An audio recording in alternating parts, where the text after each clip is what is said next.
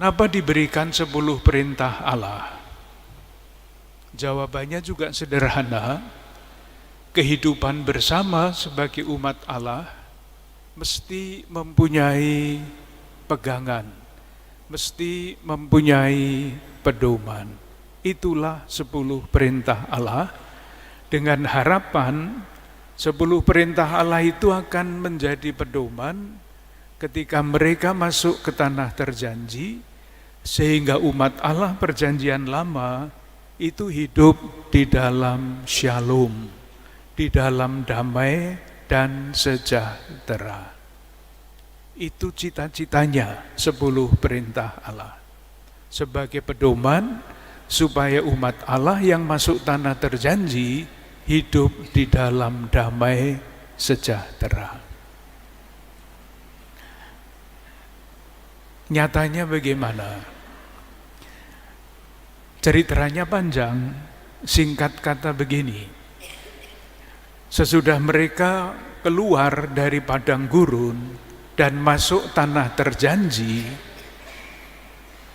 mereka mengalami situasi yang sangat berbeda. Ketika mereka di padang gurun, mereka setia mengandalkan Tuhan. Karena di padang gurun tidak bisa lain kecuali mengandalkan Tuhan. Mereka mengembara dari satu tempat ke tempat lain. Tidak bisa menabung misalnya, pindah-pindah terus.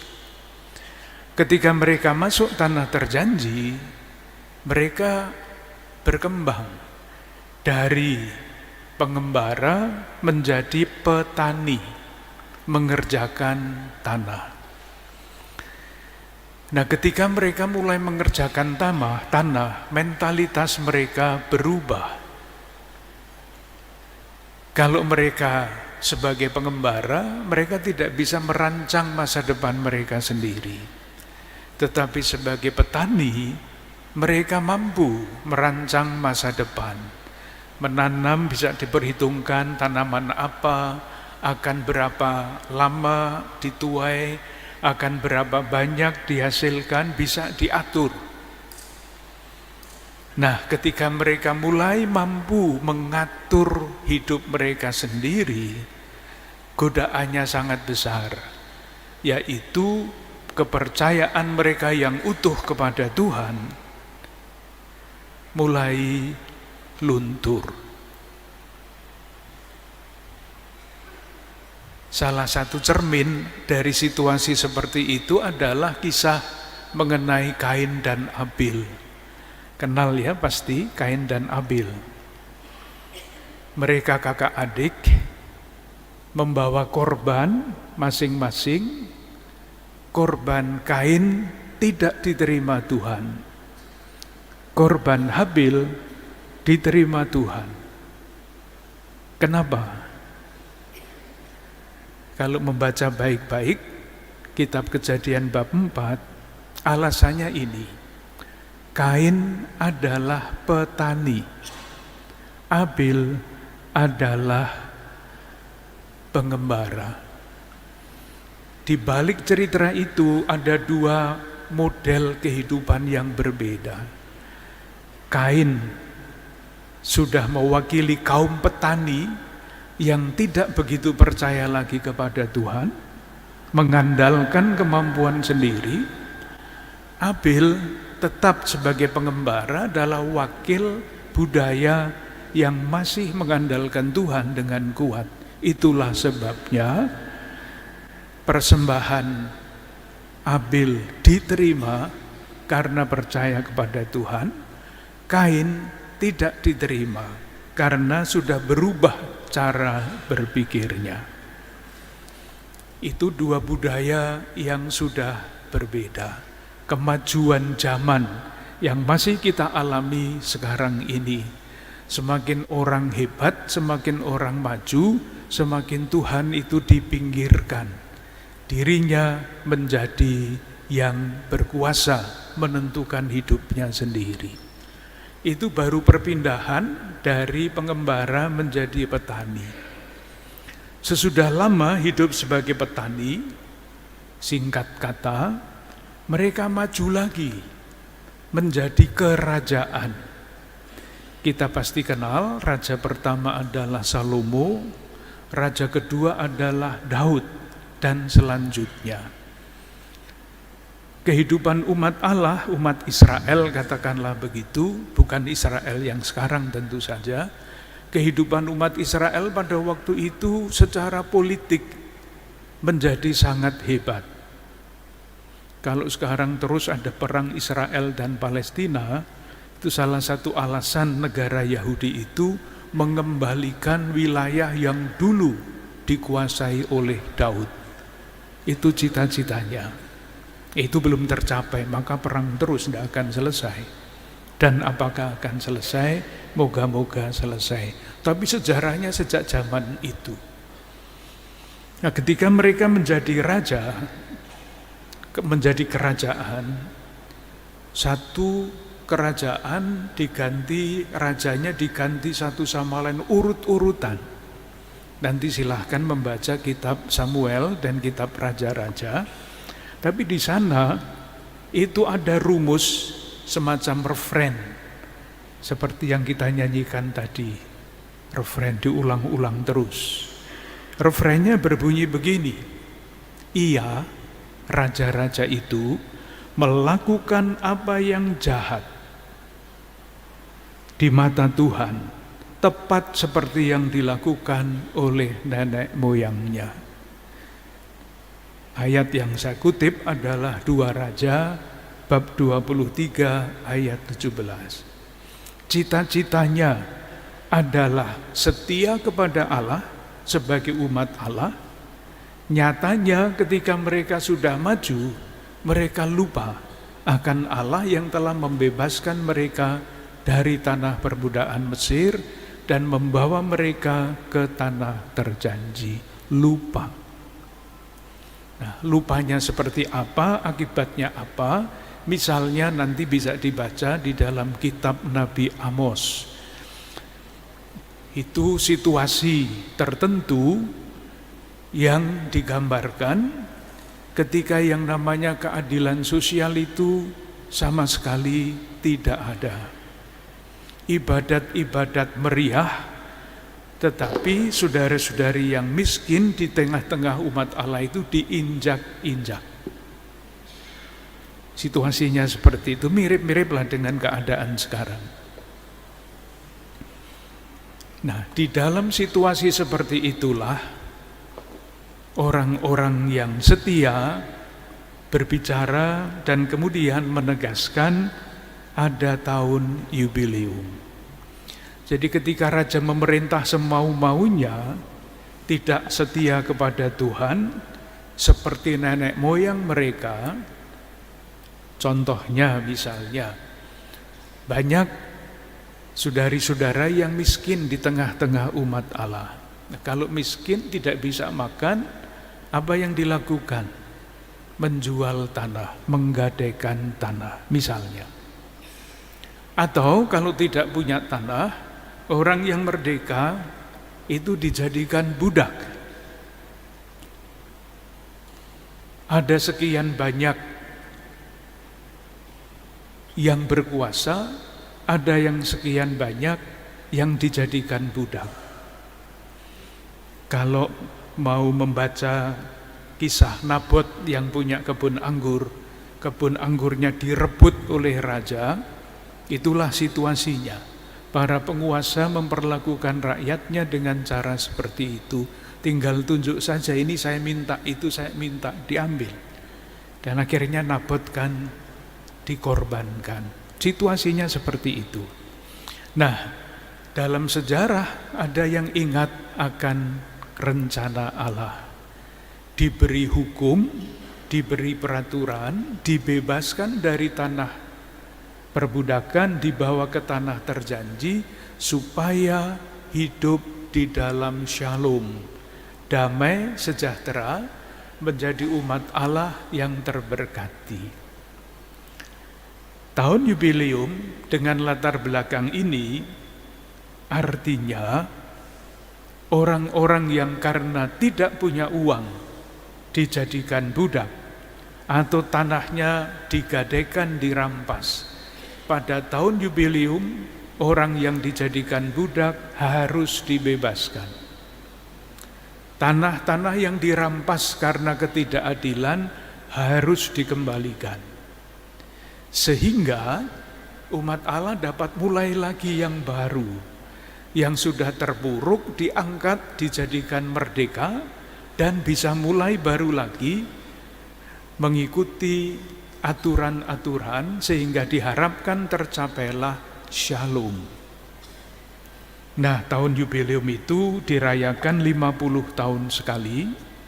Budak dibebaskan, tanah dikembalikan, tanah yang dikerjakan terus, libur juga tidak ditanami, supaya tanah pun mengalami tanda petik tidak dikuras terus kesuburannya, tetapi mendapat waktu untuk menyuburkan diri kembali.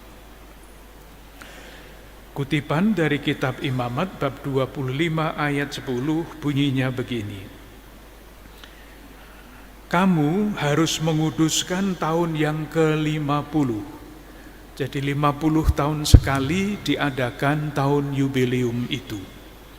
Dan memaklumkan kebebasan di negeri ini bagi segenap penduduknya. Itu harus menjadi tahun Yobel bagimu, dan kamu harus masing-masing pulang ke tanah miliknya dan kepada kaumnya. Di tanah dikembalikan kepada yang punya, budak dibebaskan menjadi orang merdeka. 50 tahun sekali mulai baru lagi perjalanan untuk mencapai Shalom, damai sejahtera. Itu butir yang pertama. Bukan bagian pertama, butir pertama. Apakah ada yang tidak jelas? Tuh, apakah ada yang jelas? Ya, saya yakin semuanya jelas. Butir yang kedua, kalau kita membaca Injil, ada dua kata atau satu kata yang sangat sering kita dengarkan, yaitu kerajaan Allah. Betul ya? Ketika Yesus tampil pertama kali di depan umum sesudah dibaptis, dicobai setan, lulus cobaannya, ia tampil mewartakan kerajaan Allah. Itu menurut Injil Markus dan Injil Matius. Injil Lukas menggunakan istilah beda. Itulah yang dikatakan ketika Yesus tampil sebagaimana diceritakan pada Injil Lukas bab 4 ayat 16 sampai ke 30. Menurut Lukas, Yesus berbicara dengan cara yang berbeda. Saya bacakan. Roh Tuhan ada padaku, oleh sebab ia telah mengurapi aku untuk menyampaikan kabar baik kepada orang-orang miskin, dan ia telah mengutus aku untuk memberitakan pembebasan kepada orang-orang tawanan, dan selanjutnya yang terakhir untuk memberitakan tahun rahmat Tuhan telah datang. Ini tahun rahmat yang dibicarakan di dalam kitab Imamat tadi. Jadi Markus menggunakan kata kerajaan Allah, Matius menggunakan kata kerajaan Allah, Lukas tidak menggunakan kata itu. Ia menggunakan untuk memberitakan tahun rahmat Tuhan telah datang. Ini tahun rahmat Tuhan yang dibicarakan tadi kita ceritakan pada butir 1, yaitu Shalom yang harapannya terwujud dalam perjalanan umat Allah baik perjanjian lama maupun perjanjian baru. Dan sesudah membacakan kitab Nabi Yesaya itu, Yesus berkata begini, Yesus berkhotbah. Seperti biasa dalam ibadat sabda, ada bacaan kitab suci, ada khotbah. Bacaan kitab sucinya tadi yang saya baca, kutipan dari kitab Nabi Yesaya. Khotbahnya bunyinya begini, pada hari ini genaplah nas ini sewaktu kamu mendengarnya. Khotbahnya sangat pendek. Maka Paus Fransiskus menasihati kami para imam, kalau khotbah jangan panjang-panjang, katanya beliau. Paling 7 menit, 10 menit. Ini hanya satu kalimat Yesus berkhotbah itu. Nah, kata yang sangat penting yang seringkali tidak diperhatikan kalau kita membaca ayat ini adalah kata ini, pada hari ini. Teks ini kalau dibaca besok pagi tidak berubah, kemarin enggak. Tetap saja pada hari ini. Sama dengan kisah menurut Lukas mengenai kelahiran Yesus. Kalau ditanya anak-anak sekolah, Yesus lahir tanggal berapa? Pasti dia akan jawab 25 Desember. Ya, pasti.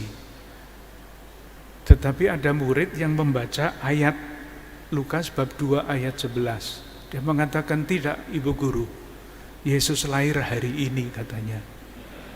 Coba baca Lukas bab 2 ayat 11. Pada hari ini telah lahir bagimu Juru Selamat Kristus Tuhan. Kalau dibaca bulan depan ya hari ini. Nah, tahun jubileum yang sekarang ini kita rayakan sebetulnya sudah di dalam gereja Katolik sudah sejak abad ke-13, tahun 1300.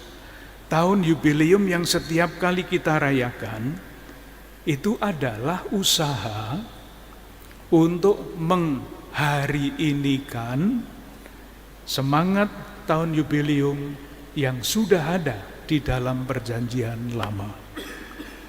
Moga-moga jelas maksudnya. Jadi tidak tiba-tiba tahun jubileum yang sekarang ini diadakan sudah sejak tahun 1300 di dalam gereja Katolik. Dan sejauh dapat saya tafsirkan, tujuan dari diadakannya tahun jubileum sepanjang sejarah gereja Katolik adalah untuk menghari inikan tahun jubileum sebagaimana diwartakan oleh Yesus di dalam Injil Lukas bab 4 ayat 16 sampai 21.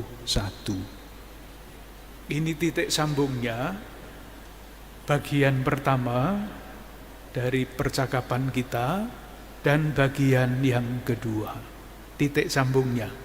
Kita bicara tentang jubileum di dalam perjanjian lama, kok sekarang ada tahun jubileum? Nah itu yang menghubungkan adalah khotbah Yesus pada hari ini.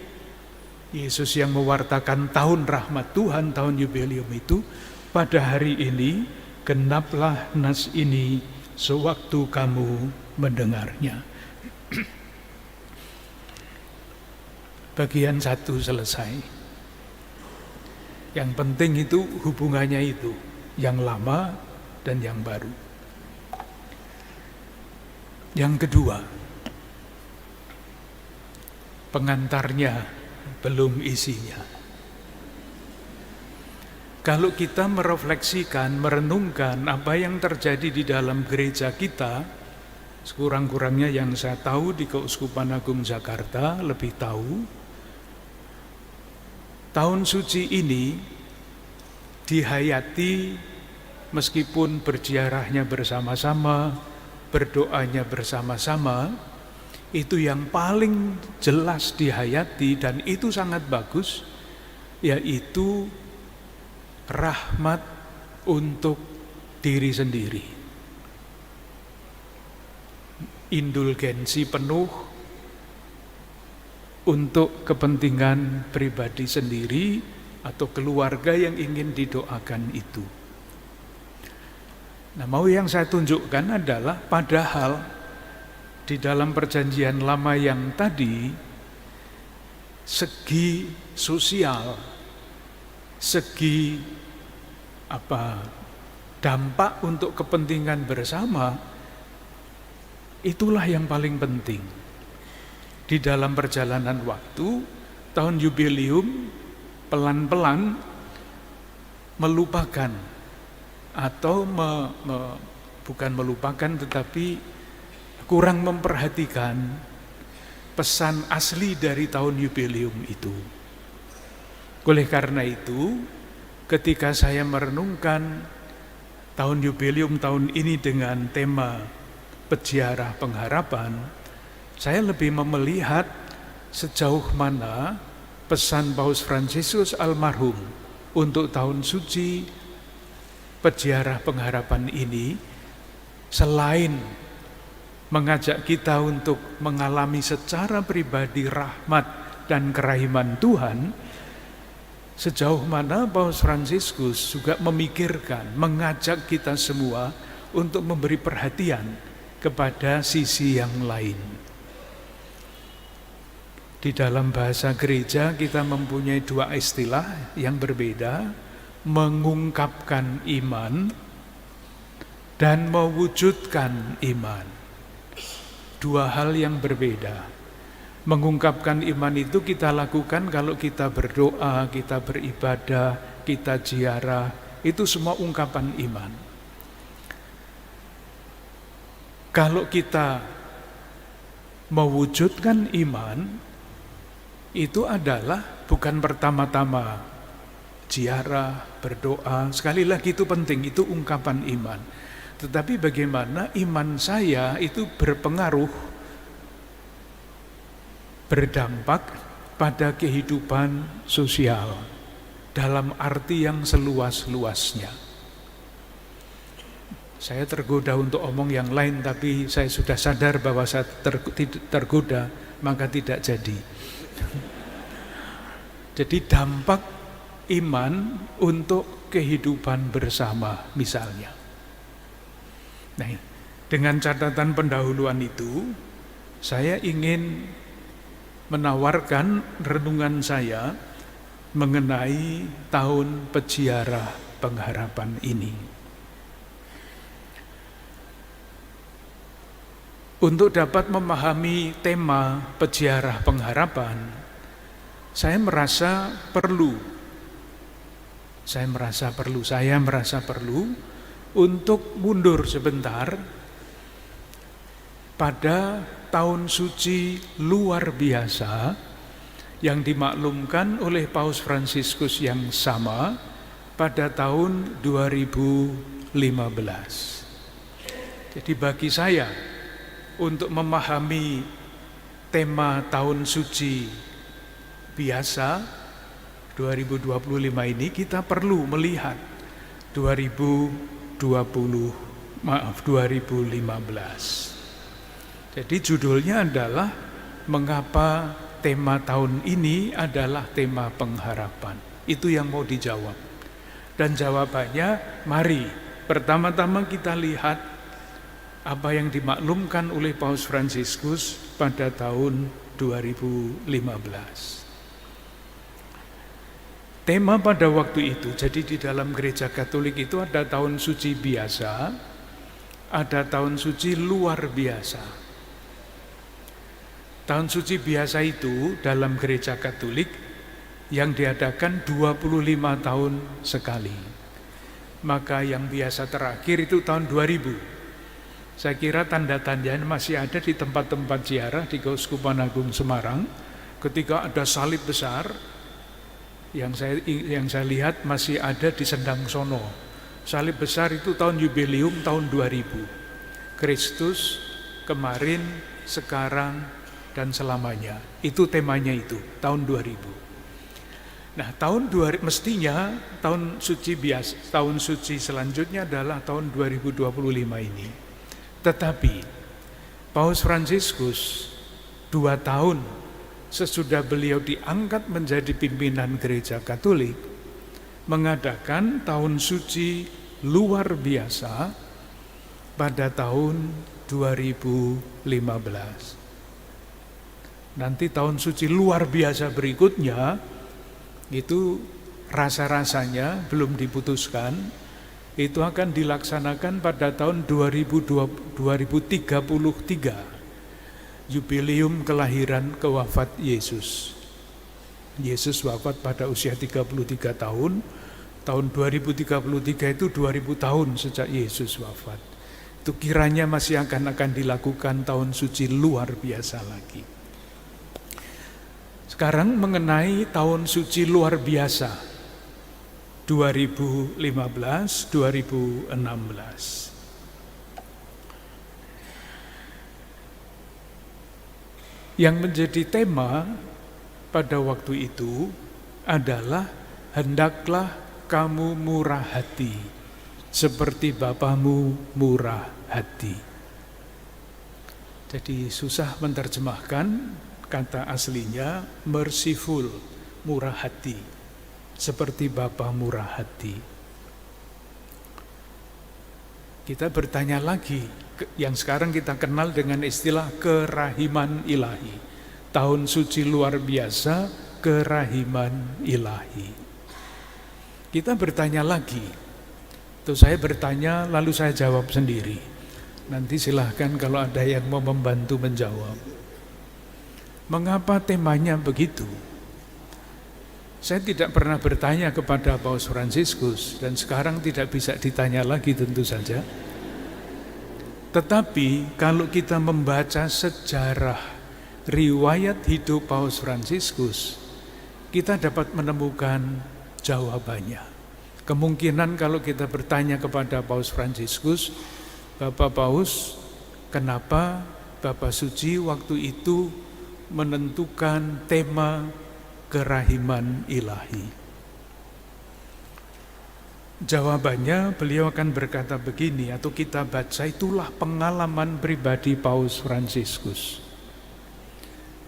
Karena beliau mempunyai pengalaman pribadi yang sangat mendalam bahwa wajah Allah itu adalah wajah kerahiman, beliau ingin supaya umat Katolik yang beliau pimpin juga mempunyai faham yang sama dan pengalaman yang sama bahwa Allah itu kerahimannya tanpa batas.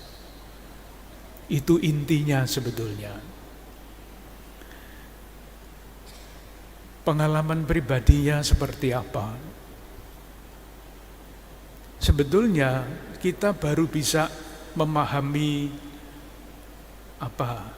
bukan tingkah laku ya, tetapi sosok Paus Fransiskus ketika beliau menjadi paus, itu kalau kita kembali pada waktu beliau masih berusia 17 tahun.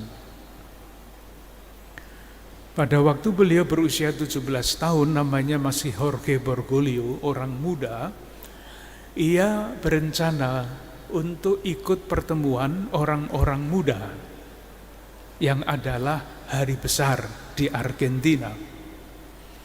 Ketika dia menuju tempat itu, ia lewat di depan sebuah gereja. Dan ia melihat seorang imam yang berdiri di depan gereja itu. Entah karena apa, kebetulan, ini saya gunakan sengaja untuk saya katakan saya tidak pernah menggunakan seperti itu. Saya tidak pernah menggunakan kata kebetulan. Ketika dia lewat, ada pastor di situ, dalam tanda kurung Allah menyelenggarakan. Dan pada waktu ia melihat pastor itu, dia minta untuk dilayani sakramen tobat, sakramen rekonsiliasi. Nah, ketika dia menerima sakramen tobat, sakramen rekonsiliasi, pas pada waktu itu tanggal 13 September, itu pesta Santo Matius Rasul. Pas Tuhan menyelenggarakan, tidak kebetulan. Nah, pada waktu itu, pada pesta Santo Matius Rasul, dalam ibadat harian, itu ditulis khotbah seorang kudus dari abad ke-7 yang menceritakan peristiwa pertobatan itu. Rumusannya begini: ketika Yesus melihat pemungut cukai dengan mata yang memancarkan kerahiman, ia memilihnya dan berkata, "Ikutlah aku." Jadi ada teks Injil Matius bab 9 ayat 19 yang dibaca, bab 9 ayat 9, lalu khotbahnya bunyinya begitu itu. Tidak persis seperti kitab sucinya. Khotbahnya berbunyi, Yesus melihat pemungut cukai itu dengan mata yang memancarkan kerahiman, ia memilih Matius dan berkata, "Ikutlah aku." Yang nancep di dalam batin Jorge Muda adalah kata ini, memandang dengan mata yang memancarkan kerahiman.